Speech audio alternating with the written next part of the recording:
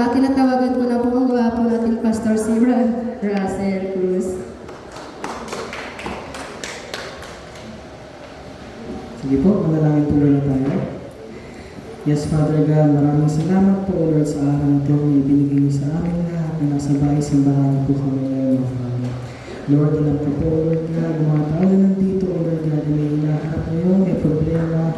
At gusto magpasalamat sa iyo, Lord. Kayo na pong bahala sa puso't isipan nila, Lord God. Nung ibuksan niyo po ngayong umaga ang puso at isip nila, Lord God, makatanggap na inyong salita, na inyong blessings, O Father God, at inyong pagmamahal, yes, Father.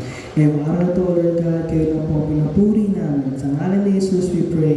Amen. Yeah, good morning po, Santo Tomas.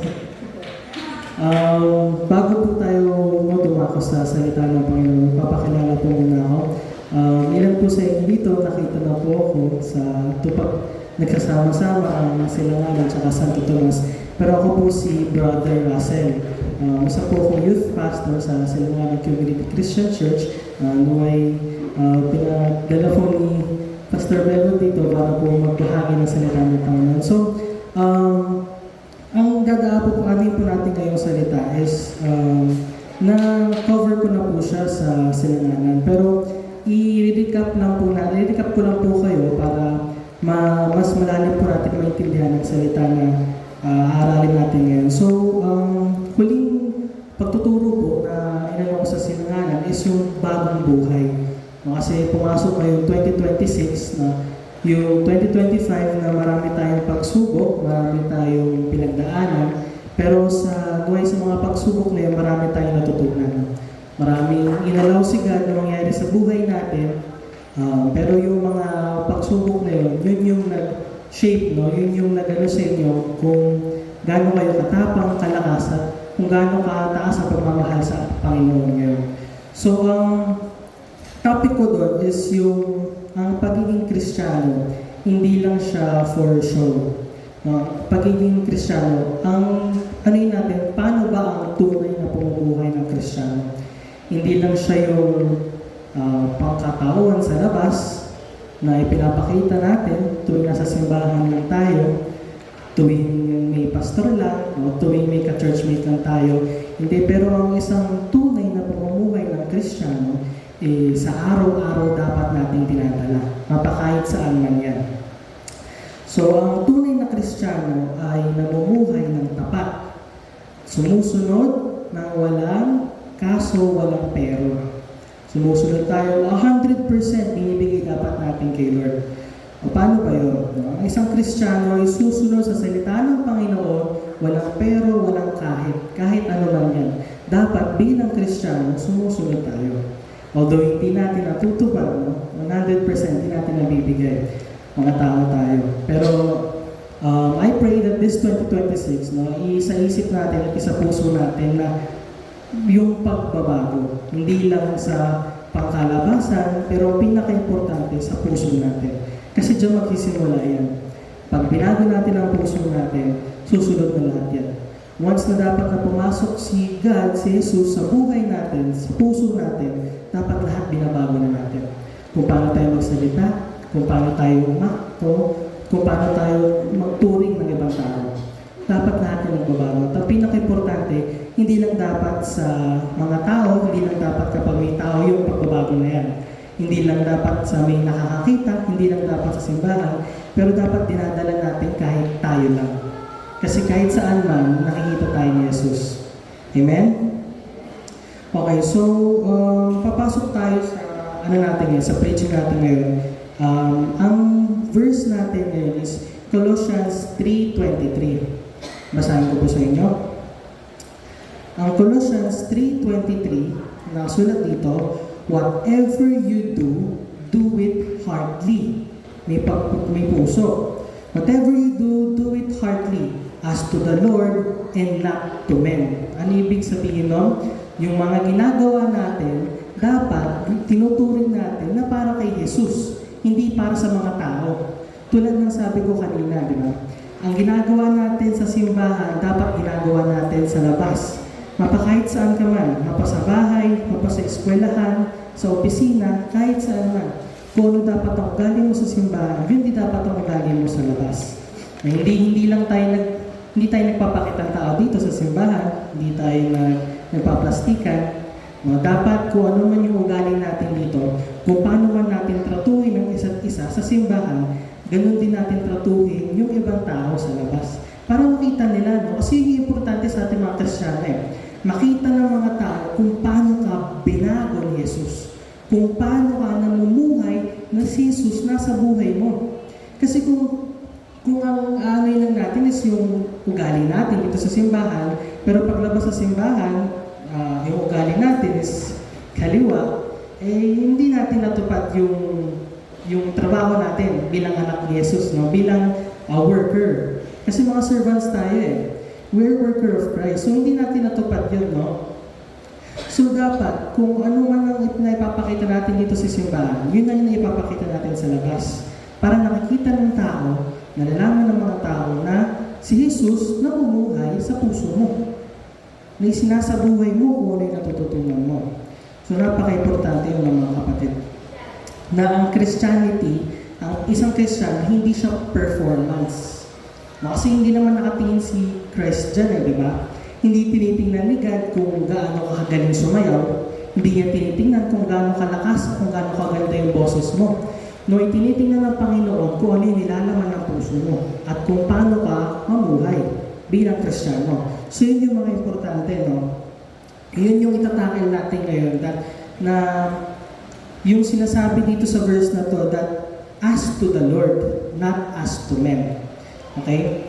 So, tandaan natin mga kapatid na ang dapat bawat action natin, bawat sinasabi natin at bawat kilos natin, dapat lahat yan patungo sa Panginoon natin.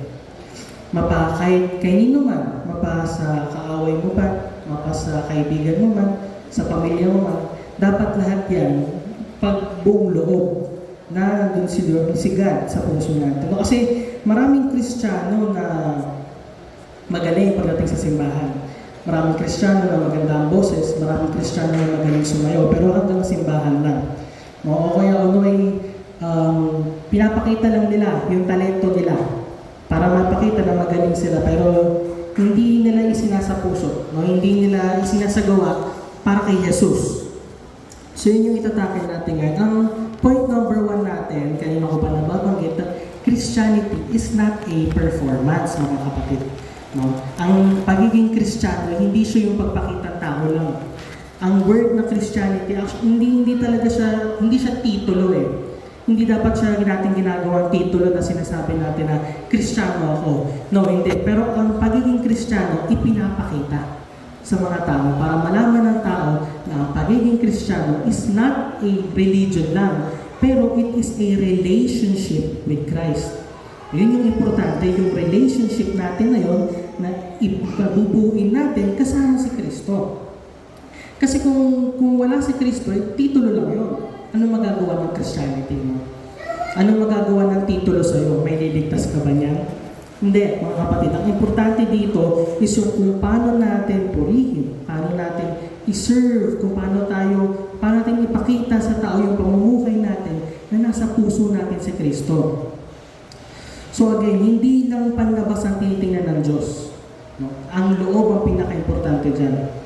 Again, sinabi ko, hindi yun ang importante kung paano ka pumorma, kung gaano ka kalakas kumanta. Pero lagi nating tatandaan na nandyan ang Panginoon natin. Na kahit tayo lang mag-isa, kahit walang nakakakita, siya nakikita tayo. So kailangan, masunurin tayo. Kailangan tapat tayo kahit walang nakakakita. Yun ang next point natin. Ang next point natin is, God is watching even when no one else is. Nanonood ang Panginoon natin kahit walang nakakita. So kung ano man yung mga tinatago natin, yung mga sakit, mga problema, mga kasalanan na tinatago natin, tandaan natin mga kapatid, maluloko natin ang mga tao pero hindi natin maluloko ang Panginoon. Alam ng Panginoon ang mga pinagdadaanan mo. Alam ng Panginoon yung mga sakit na tinatago mo. Alam din ng Panginoon yung mga kasalanan natin na tinatago natin. So hindi natin matatago ng Panginoon. Diba? Sabi sa Proverbs 15:3 that the eyes of the Lord are everywhere. Mapakahit saan man yan, nakikita tayo ng Panginoon.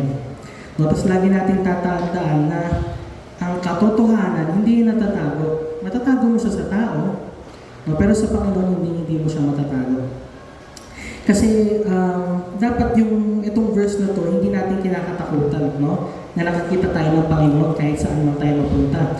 Rather, dapat reminder sa atin to that God honors integrity, no? Ino-honor ni God yung mga tapat sa Kanya, yung mga sumusunod ng walang kapalit. No? God honors integrity. No? Nakikita ni God yung mga paghihirap mo. Nakikita ni God yung mga tinatago mong kasalanan. No? Sabi ni Lord sa atin, no? Ito, magbibigay lang ako ng yung private life reveals character. No? Kasi yun yung totoong ikaw. Kung sino ka man, in private. No, kasi pwede nagpapakitang tao tayo, may nilalagay tayong mukha, no, para humarap sa mga tao. Pero kung sino ka pag walang tao, yun yung totoo ikaw. Ito yung importante. Sabi sa Philippians 4:6-7, do not be anxious about anything, but in every situation, by prayer and petition, with thanksgiving, present your request to God. So bakit tinatago mo yung paghihirap mo na yan? Bakit mo itatago yung mga kasalanan mo, no? Ano ba sabi ni God sa atin? Present. Ibigay natin sa Kanya. Ialay natin sa Kanya. Kung ano man yung iniiyak mo mga kapatid, kung ano man yung luha na problema na pinagdadaanan mo, ibigay natin kay God. Huwag natin itago. Tuutos natin ni God, present to me with petition. No? And I will give you new life. And the peace of God, which transcends all understanding, will guard your hearts.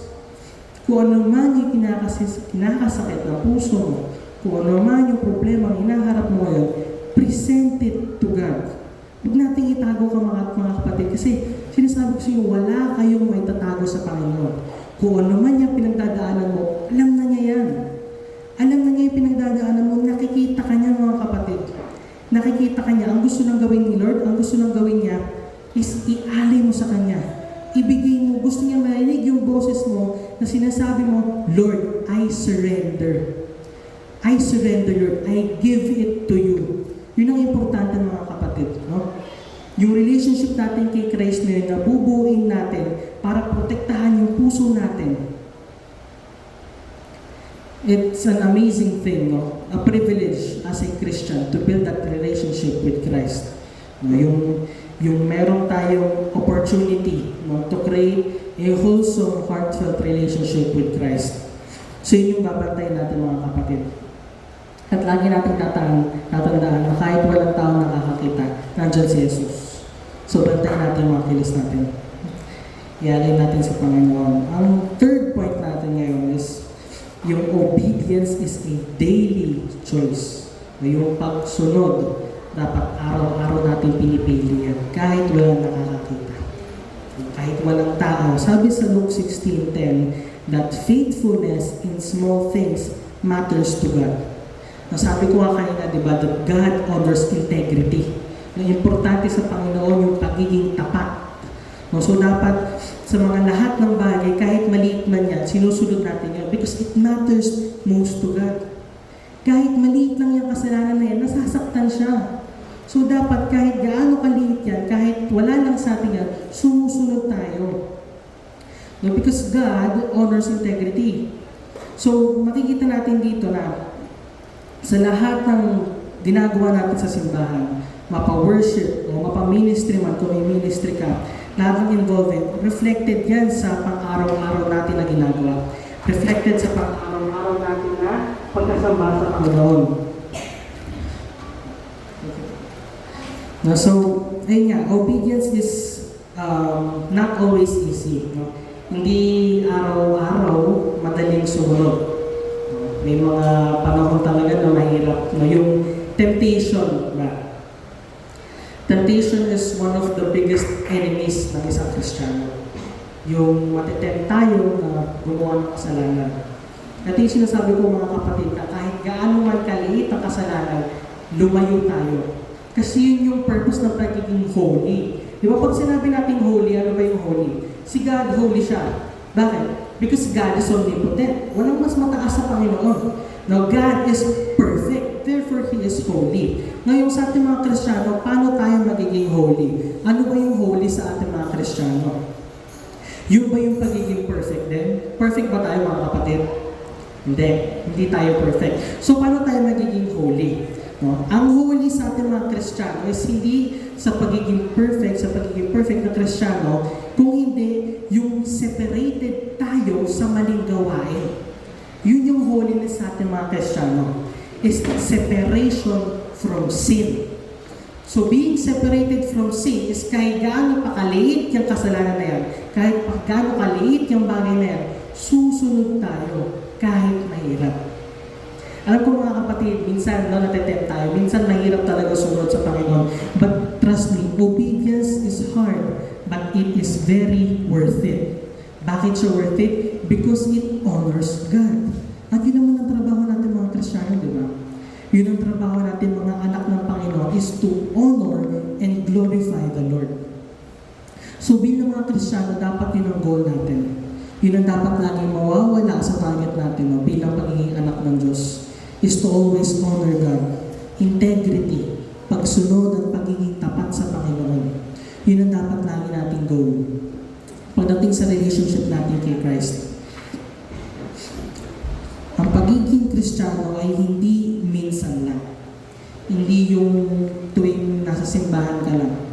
Hindi yung tuwing may kasama ka lang na taga-church mo. Ang pagiging Kristiyano, ang pagsunod, ay araw-araw natin dapat ginagawa. Mapakahit sino man ang kasama natin.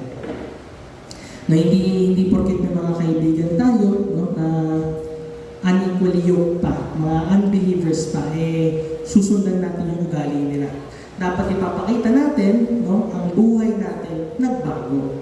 Na ang buhay natin, ang number one na nasa buhay natin is si Kristo. At paano natin mapapakita yun? No, babaguhin natin, syempre, yung pananalita natin. Babaguhin natin para makita nila na yung dati mong boses na puro matatalim ang sinasabi ay malambot na. At ang puro lumalabas na sa boses mo ay sa bibig mo ang salita ng Panginoon. Malalaman nila na ay nagbago na. No, ang liwanag na ng puso niya. No, punong-puno na ng pagmamahal ng Panginoon. Punong-puno na ng blessings, no, ng biyaya.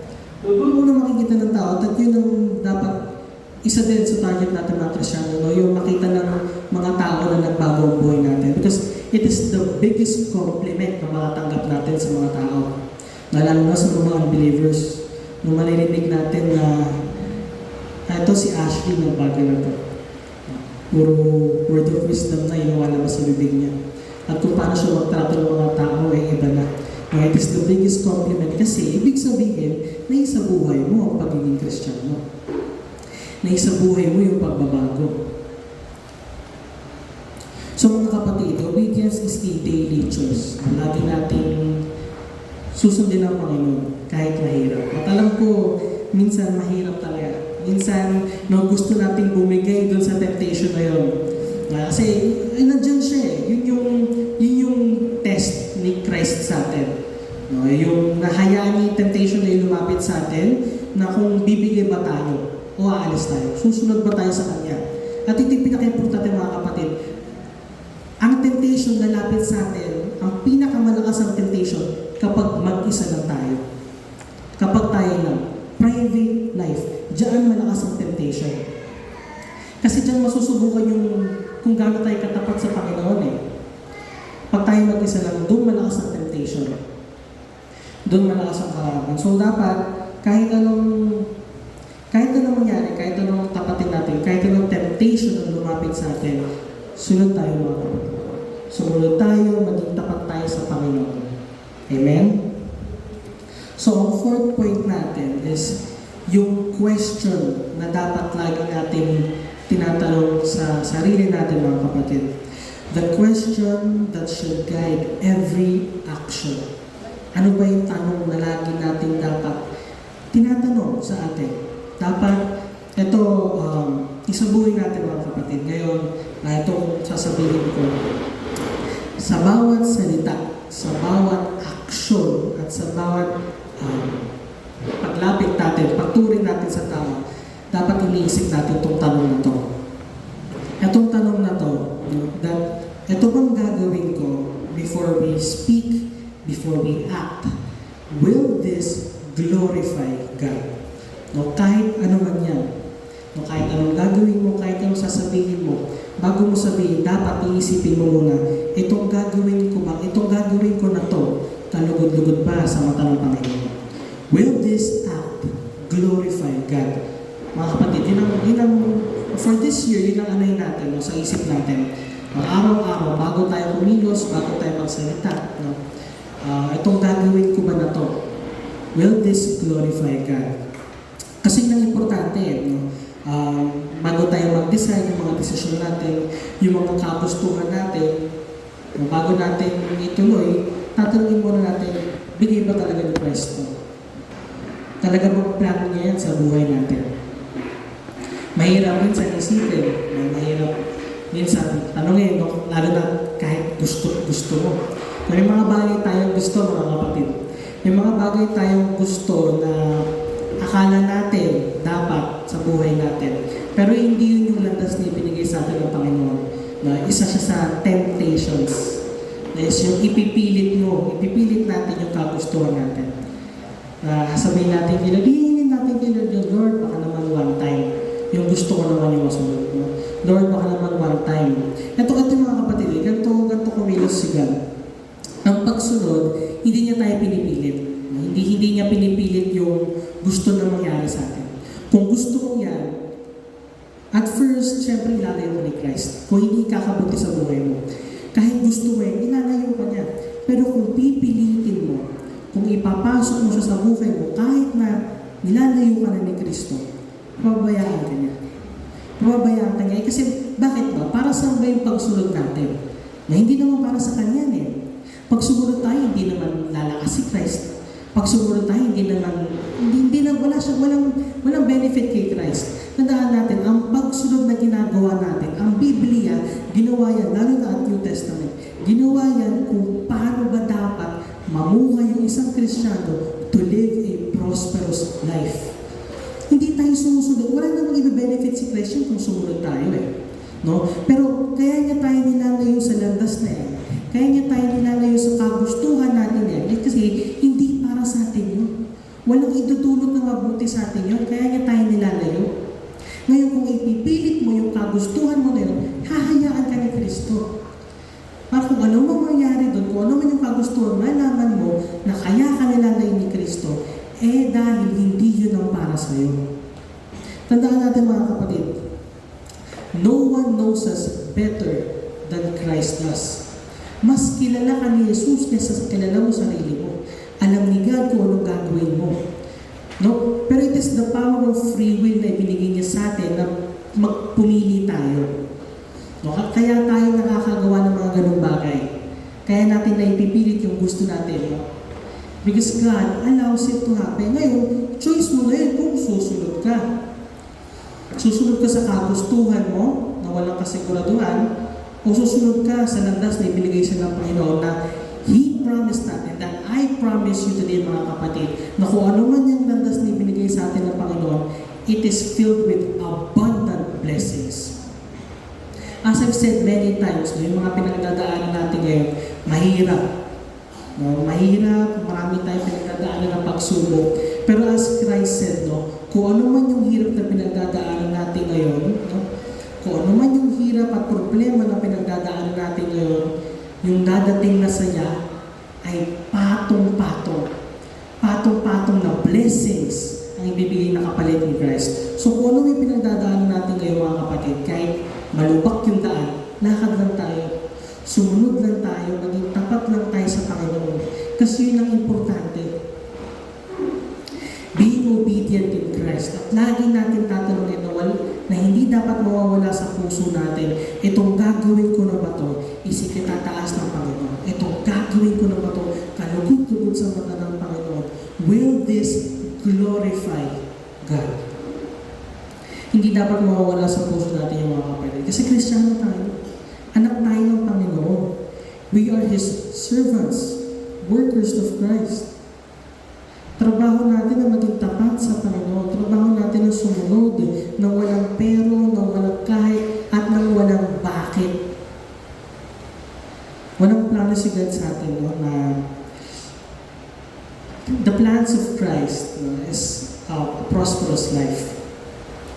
Kaya tandaan natin mga kapatid, sa lahat ng kagustuhan natin, lagi natin iisipin at lagi natin ipagdadasal sa Panginoon na kung gusto ba talaga niya para sa atin. At ang pang-fifth natin ngayon is living for God and not for people. Nabuhay tayo sa mundong ito para purihin si Christ, hindi para pumuri ng tao. Natandaan natin mga kapatid, let us encounter holiness in our hearts. Today, let us start encountering holiness in our hearts. Separation from sin, separation from anything that could harm us, separation from the people you know na ikadudulot ng masama. We separate ourselves from those people. Ilayin natin yung mga sarili natin sa mga tao gano'n. Tandaan natin mga kapatid, we are brought to this world to praise and worship Christ. Not to praise people. Yung mga sinasabi nilang people pleaser. Yung mga gustong-gusto nila, no, na masaya sa kanilang mga tao. Handa siyang gawin lahat para lang maging masaya sa kanya mga tao, para lumapit sa kanya, na hindi natin alam na yung ginagawa pala natin ngayon, para mapalapit tayo sa mga tao, nakakasakit na ng Panginoon natin. So dapat lagi natin iniisip mga kapatid. Dapat yung question na yun, lagi nasa puso natin. Lalo na kapag kami kinikilala tayo mga tao. Na itong tao ba na ito, ikanadulot for the good of relationship ko kay Christ, o ikakasira niya. So importante din no, mga kapatid, kung sino yung mga kasama natin. Kung sino yung mga taong hahayaan natin pumasok sa buhay natin. It is a very big influence sa relationship natin ni Christ. At tandaan natin mga kapatid, tayo mga Kristiyano, influential dapat tayo. Na hindi tayo yung na-influence. Tayo dapat yung nag-influence sa ibang tao na kung paano ba at kung gaano ba kabuti si Jesus sa buhay natin. Hindi yung tayo yung na-influence ng tao. Kapag kami nakita ang group of friends, no, madalas nakakita ko ng ganito, in that group of friends, there is always a Christian no, trying to change his friends. No, at I can vouch no, sa lahat naman tayo dito na napunta na sa ganung situation. No, yung sinubukan natin i-share yung Word of God sa mga kaibigan natin, sa pamilya natin. Alam ko kapatid, mahirap. Mahirap ang mag-share ng Word ni Christ. Mahirap ang mag-share ng gospel. Pero kapatid, kahit gaano pa kahirap yan, at kahit gaano kasimple, we share the Word of God. No? Kasi, ano yun may inano sa atin si Christ na tayo magtatanim. Tayo magtatanim sa mga tao ng Word ni God. Kahit seed man lang yan, itatanim natin sa mga tao yan. And don't get it mixed up mga kapatid. Hindi natin trabaho na palaguhin yung tinanim natin. Hindi. So yung mga sasabihin natin sa mga tao, kahit gaano pa kasimple, hindi natin trabaho na paramihin yung sa puso at paabutin yung sa puso at isipan nila. Hindi mga kapatid, ang trabaho lang natin is iparinig sa kanila that one day, Christ may use kung ano man yung isinare mo sa kanila, kung ano man yung sinabi mo sa kanila, Christ will use that seed at papalaguhin niya. Magbubunga yun with the work of Christ. Hindi natin trabaho yung mga kapatid. It is God's work. So kahit gaano man kahirap mag-share ng Word ni God, kahit gaano kahirap mag-share ng gospel, gawin natin mga kapatid. Kahit gaano pa kakunti yan. No? Because remember, as Christians, we need to be influential. And we live for God. No? We sing, we dance, and we act for God, not for people. So, dapat lagi nating tinatanong kay Christ, no? Kung ano ba yung dapat kong gawin. Mahirap man, no? Malabo man, pero dapat lagi natin kinakausap si God. Yung devotion kay Christ. Yun yung importante. Because, tanda natin mga kapatid, how we live today, how we live in this life, will determine how we will in the next life. No, kasi tayo mga Kristiyano, dalawa ang buhay natin. Dalawa ang buhay natin mga Kristiyano. Ngayon, may kasabihan, di ba? May kasabihan dito sa mundong ito yung YOLO, na sinasabi na we only live once. Pero hindi mga kapatid. We live twice. At important kung ano man yung gagawin natin sa buhay na to upang makarating sa pangalawang buhay natin. Ano yung pangalawang buhay na yun? Eternity in heaven with Christ. So lagi natin tatandaan mga kapatid, how we live today determines what our life will be sa sunod na buhay. No? Hindi siya madali. No? Being a Christian is not easy. Dahil ang sabi ng mga kapatid, ang pagiging Kristiyano, ang pagbubuo ng relationship kay Christ, hindi madali, pero napaka-worth it niya. So, buuin natin mga kapatid, maging tapat tayo, maging masunurin tayo sa Panginoon. Because it will always be worth it.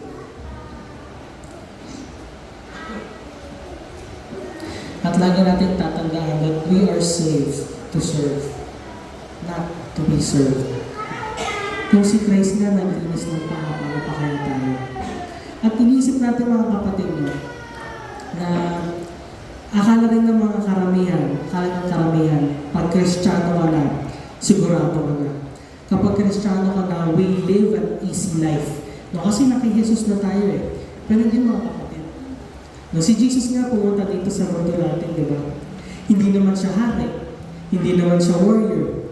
Hindi. Si Jesus pumunta sa mundo ito, ipinanganak sa mundo ito na mahirap. No, pinagdaanan niya yun. Hindi siya bumabuhay ng comfy life, di ba? Hindi siya komportable. Kasi mga kapatid, kung makikipag-ano tayo komportable, sigad nga, nagdaan sa hirap. Nagdaan sa maraming pananakit. Na ipinako nga siya sa krus eh. Fair ba yun? Kung sasabihin natin na ang unfair ng mundo, totoo. No, let us not get it mixed up, no? Unfair ng mundo, pero si Kristo, fair. Unfair itong mundo na to. Kasi imagine mo, a perfect, napaka-perfectong tao, walang kasalanan, ipinako nila. Napaka-unfair ng mundo, mga kapatid. So let's not get it mixed up. Kung ano may pinagdadaanan natin ngayon, mahirap ang maging Kristiyano. No, magulo yung landas na dadaanan natin. Pero lagi natin tatandaan, yung landas na yun, plano ni God yung sa atin. Daanan natin kahit mahirap, huwag tayong Elias. Si Christ na nagdaan ng hirap eh. Paano pa kaya tayo? Unfair talaga ang mundo, mga kapatid.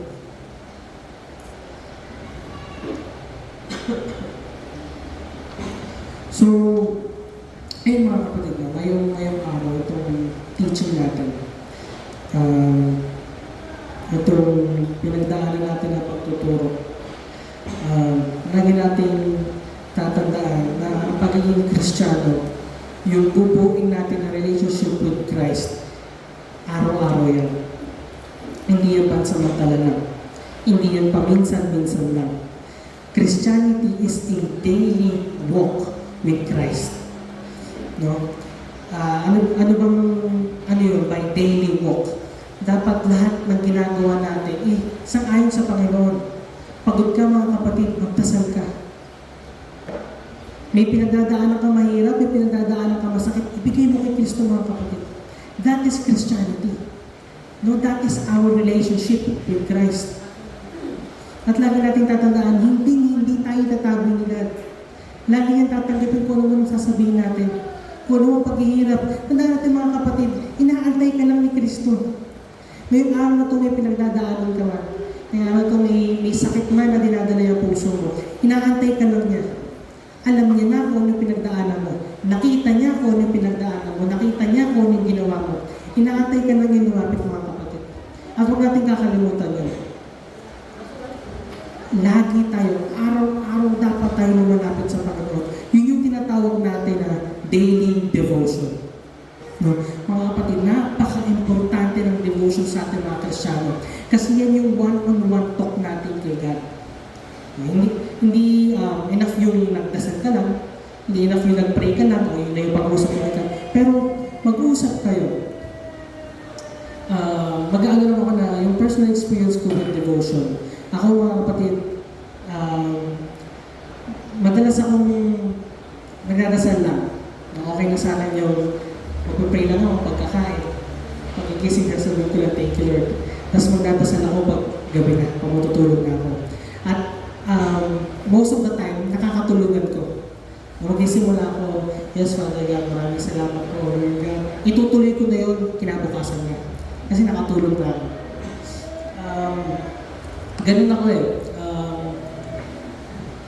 Yung nalaman ko yung devotion, yung nalaman ko yung one-on-one talk kay Christ, doon nagbago. Ginagawa ko, matutulog ako. Magtatake lang ako kay God sa binigay niyang araw sa akin. Titake lang ako, tutulog ako. Pagising ko, gigising ako ng maga. At gagawin ko yung talk na yun with Christ. Para yung araw ko, masisimulan natin yung araw natin ng tama. Ginawa ko yun, simula nun, yung kung paano ako magsalita, yung postura ko, nagbago lahat yan. Kasi napaka-importante yung usap na yun. Napaka-importante yung conversation na yun kay Christ. Kausapin mo lang siya. Kakausapin mo lang, sasabihin mo lang kung ano yung hinanakit mo. Sasabihin mo lang kung ano yung pinagdadaanan mo ngayon, kung ano yung problema. Kausapin mo lang si Christ. Parang ka lang nagkikwento sa kaibigan. Parang ganun lang yun. Yung kung paano ka magkwento sa kaibigan mo, kung anong hirap pinagdaanan mo, kung ano yung pinagdadaanan mo hirap ngayon, ganun din dapat natin and more natin kausapin si Christ. Ngayon yung sinasabi ko, yun yung devotion. So mga kapatid, kung wala pa kayong daily devotion with Christ, I recommend it. I recommend it na gawin natin yun.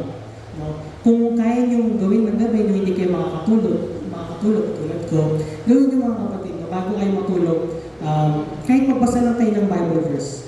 Isang Bible verse na yun, then have that talk with God. Have that talk with Christ. Pwede din pagising nyo. Pagising nyo sa umaga, para yung araw nyo nasisimulan nyo ng tama. Nasimulan mo yung araw mo kasama si Christ. I recommend it mga kapatid. So, ayun, sa ano natin ngayon, sana po na naipasok natin sa puso natin. Naipasok natin sa puso isipan natin kung ano ba yung tunay na pamumuhay ng Kristiyano. At sana ngayong araw may sa puso talaga natin. Kasi karamihan, maraming Kristiyano ang nakikinig sa salita ng Panginoon. Nakikinig, pasok dito, tapos labas sa kanya. Hindi nila yung sinasa puso. Nakwento ko rin to sa silanganan ko, ano yung pagkakaiba ng nagsisimba ka lang at isinasa puso ko. Ako mga kapatid, hindi ganito yung katawan ko dati. Talagang macho ako, talagang ano ako sa health ko eh. Ano ako sa health ko. Nung umuwi ako dito sa Pilipinas, syempre, kasi sa ibang bansa po ako pinanganak. Sa Dubai. Dubai ako pinanganak at lumaki. So yung mga pagkain dito, syempre, ngayon ko lang nakita, ngayon ko lang natikman. Masarap na sarap ako. Wala na yung kare-kare, mga kapatid na, makasarap. So, ayun nga, tumataba na ako. Napapansin ko lang malaki na ako.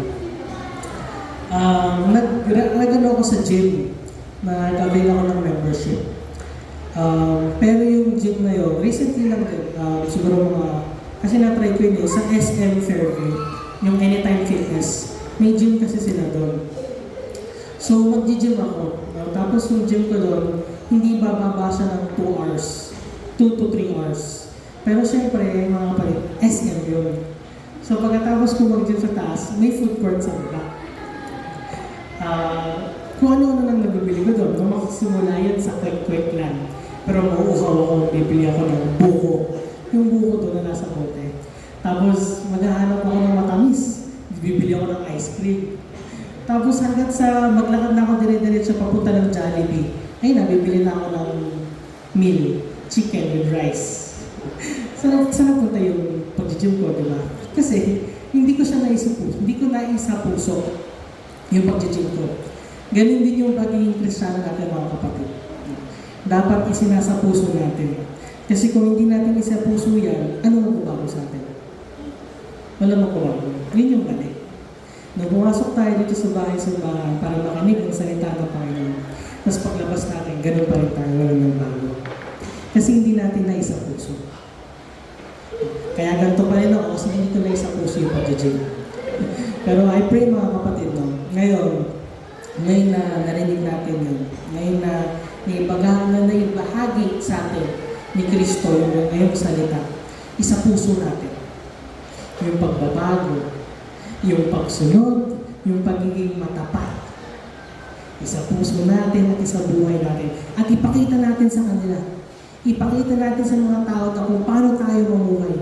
Kung paano mamuhay ang isang Kristiyano na nagbubuo ng relationship with Christ. Ipakita natin sa kanila kung paano tayo magsalita, kung paano tayo mag-share ng word ni Christ, at kung gaano tayo kapunong-puno ng pagmamahal. Kasi ganun si Christ sa atin, di ba? Mahal na mahal tayo ng Panginoon natin. Ngayon mga kapatid, so lagi natin tatandaan that Christ is always there. No? I-revise natin yung mga pinuntahan natin ngayon. So number 1 natin uli is Christianity is not a performance. Hindi performance ang pagiging Kristiyano. Dapat yung sinasabuhay natin, yung pinapakita natin sa mga tao. No? At hindi lang siya dapat pang simbahan lang. Dapat pang labas din sa bahay, sa eskwelahan, sa opisina, sa lahat. Kung paano ka umakto dito sa simbahan, dapat gano'n ka rin sa labas. Number 2, God is watching even when no one else is. Tandaan natin kapatid, may mata si Kristo kahit saan tayo mapunta. Pinapanood niya tayo. So, piliin natin lagi maging tapat. Piliin natin lagi maging masunurin. Kahit gano'n kahirap. And number 3, obedience is a daily choice. Ang pagsunod natin kay Kristo ay pang-araw-araw yan. Hindi pang minsanan lang. Ang pagsunod natin dapat kay Kristo, araw-araw natin pinipili. Hindi kapag gusto lang natin. And pinaka-importanting question na dapat natin tinatanong sa isa't isa, which is yung number 4 natin, will this glorify God? Kalugod-lugod pa to sa mata ng Panginoon natin. Yun ang importante mga kapatid. Itatak natin yun sa puso't isipan natin. Will this glorify God? At ang 5th natin is living for God and not for people. Mabubuhay tayo para kay Kristo. Niligtas tayo para sumamba. Ngayon, pinanganak tayo sa mundong ito to serve Christ. Not to be served and not to serve people, especially people. Piliin natin yung mga action natin. No? Kilalanin natin yung mga kaibigan natin. At dali natin sa kay Christ. Dali natin sila. So, I pray mga kapatid mo, ngayong araw, yung puso natin ay punong-puno ng pagmamahal, yung puso natin ay punong-puno na ng pagbabago sa bago nating pamumuhay bilang Kristiyano. That relationship with Christ. Let's pray mga kapatid. Yes, Father God, maraming salamat po, Lord, sa araw na ito na ibinigay ko sa amin. Maraming salamat po, Lord God, sa salita na ibinahagi mo sa amin, Father God. No, itong puso namin ngayon ito, Lord God, itong bagong puso na ibinigay mo sa amin, I pray, Lord God, na punong-puno ng pagmamahal, punong-puno ng katapatan, punong-puno ng pagsunod sa iyo, Christ. Yes, Father God, alam ko po, Lord God, na maraming pinagdadaanan, marami kami pinagdadaanan ngayon, Lord. I know, Lord God, maraming dito may pinagdadaanan, but I pray, Father God, nung ano man po pinagdadaanan nila ngayon, Lord God, you will face them, oh Father God. Hindi mo sila iiwan, oh Lord, at alam ko, meron kang plano sa kanila, oh Father God, that you have a plan, oh Lord, with abundant blessings, Father God. Patong-patong na pagpipala, O Father God, that blessings yung biyaya, O Father God. I pray, O Lord, ngayong araw na to, Lord God, you have refreshed their minds, their hearts, O Father God, na ikaw naman sa bayan, O Father, na kahit walang nakakakita, sumusunod sila, O Father God, na kahit walang nakatingin, sa iyo lang ang puso nila, O Lord.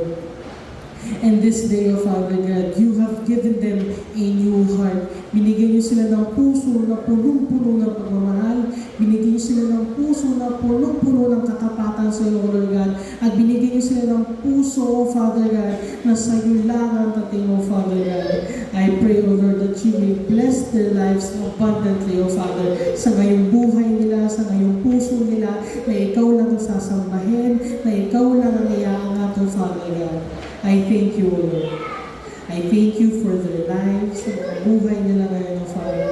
I pray for them, O Father God, na kung ano man pinagdadaanan nila, na kung ano man ang dadaanan nila, O Lord God, hindi mo sila iiwan.